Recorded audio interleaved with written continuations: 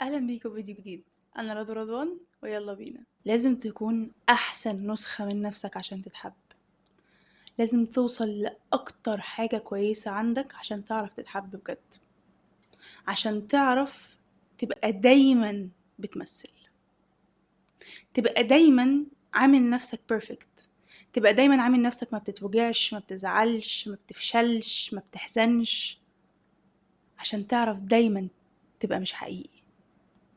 لان لو فكرت فيها، هو اللي بيحبني المفروض يحبني علشان انا مفيش مني اتنين، وعلشان انا تحفة في كل حاجة، ولا اللي بيحب بجد بيحبك في كل الحالات، وبيحبك حتى وانت واقع، لانك كده كده هتقع، لان اللي هيقضي معاك عمرك وناوي يعيش معاك حياته لازم يبقى عارف ان الحياة مليئة بالاشياء السيئة اللي هتوجعك وتزعلك وتوقعك وتخليك حاسس انك فقدت كل شيء.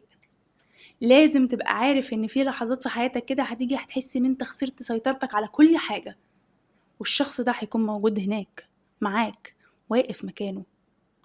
لو انت ساعتها بتمثل بس انك كويس وما بتزعلش، يبقى انت ما عندكش حد بيحبك، انت عندك حد بيحب احسن حاجة فيك، بيحب ياخد ما يديش. اكتر فكرة سيئة ناس كتيرة واقعة فيها وانا كنت واقعة فيها، هو ان انا لازم اكون احسن حاجة عشان اتحب بأي شكل. لازم احسن من نفسي ومن شخصيتي ومن نفسيتي ومن شغلي ومن نفسيتي ومن ثقتي ومن كل حاجة عشان اعرف استاهل الحب. ولكن الفكرة دي عارفين بتخرج من ايه؟ بتخرج من ان انت دايما بتدور على القيمة في حد تاني، انك دايما عايز تشوف الناس شايفاك كويس، لان انت ذات نفسك من جواك مش مصدق انك كويس، فمحتاج هم يشوفوك كويس عشان انت تعرف تصدق انك كويس. مع ان انت لما بتصدق من جواك انك كويس، الناس لوحدها بدون اي مجهود بتشوفك كويس وبتشوفك في اعلى حتة. فكرة انك تحاول تبقى احسن نسخة منك وما تسمحش لنفسك انك تحب الا لما تكون احسن حاجة، خليك بقى كده لغاية ما تموت. عارف ليه؟ عشان عمرك في حياتك مهما ما اشتغلت، وده مش احباط، ولكن عمرك ما هتوصل انك تكون بيرفكت، انك تكون ما فيكش حاجة غلط. كل ما هتصلح حاجة هتلاقي في حاجة تانية طالعالك، وهتصلح حاجات وهترجع لك تاني عادي. لان هي دي طبيعة الناس، دي طبيعة البشرية، دي طبيعتك، وما تحاولش تهرب منها لان دي الحياة.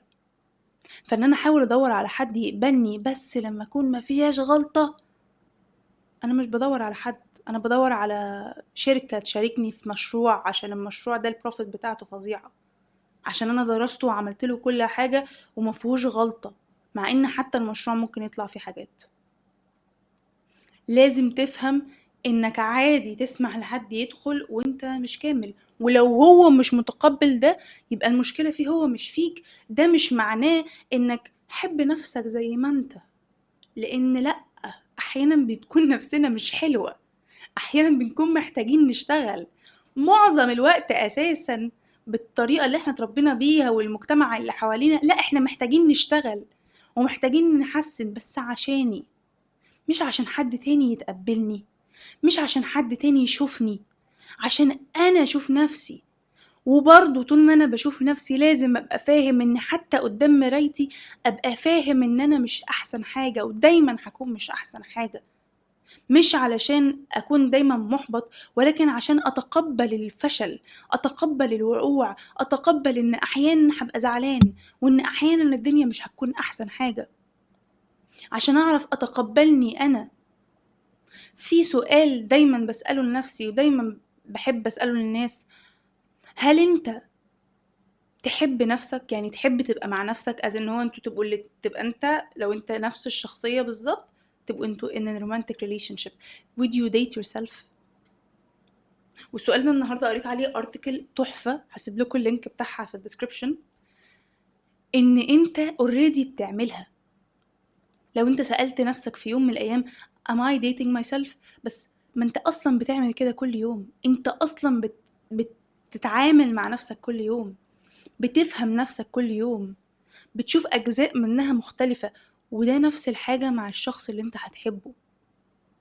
بتشوف منه أجزاء مختلفة، أحيانا بيكون كويس جدا وأحيانا بيكون وحش، لأن الناس مش بيرفكت ولأن انت مش بيرفكت.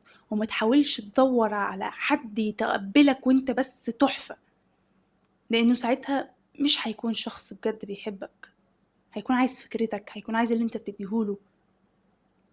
فأبدا أبدا أبدا ما تقع في فكرة ان انا لازم اكون حلوة قوي واحسن من نفسي عشان اتقبل ان حد يحبني، ولما حد يجيلي يبقى مش فاهم هو انا ليه بتحب دلوقتي، انا لسه مش بيرفكت. لان ده دايما هيفضل معاك، ومهما ما حسنت في نفسك هتلاقي نفسك السؤال ده دايما حاسس انه غريب. عمرك سألت نفسك هو ليه في ناس كتيرة قوي ويمكن تكون انت واحد منهم، ليه لما حد بيحبهم بيقل من نظرهم؟ حاسة ان الإجابة بسيطة بس هي دايما بتخلينا محتارين. بس عارف ليه؟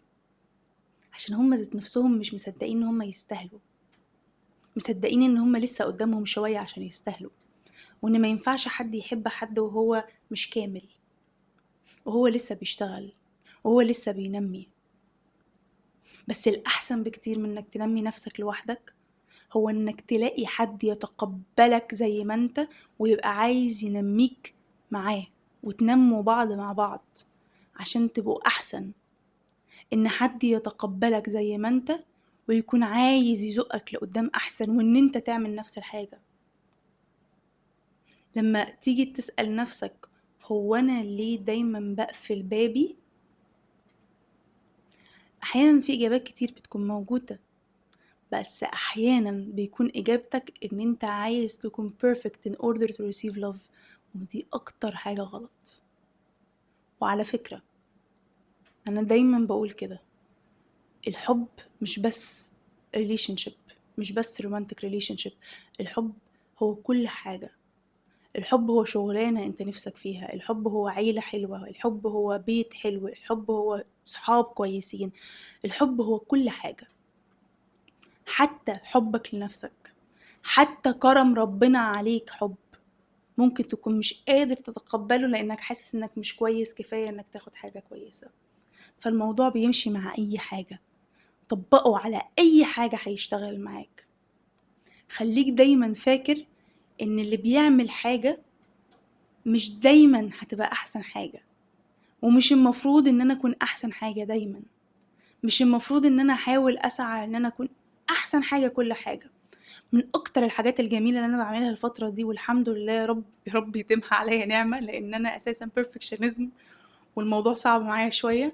بس take everything one step in a time. يعني ايه؟ يعني والله الحمد لله انا دلوقتي مظبطة اكلي وبروح الجيم consistent. تمام. شخصيتي، وانا هكون open معاكم دلوقتي جدا، ان انا هقوم رايحة اقوم عاملة ايه؟ طب وانا مش شغالة على اليوتيوب كويس قوي، طيب انا لسه ما وصلتش الحاجة دي، طيب انا بس لسه ما عملتش الحاجة دي. ركزي هنا، ركزي هنا، بصي على هنا. انت دلوقتي كويسة في ده، اوكي، نستمر على ده، نسيستم ده في حياتنا، وبعد كده نبص على حاجة تانية.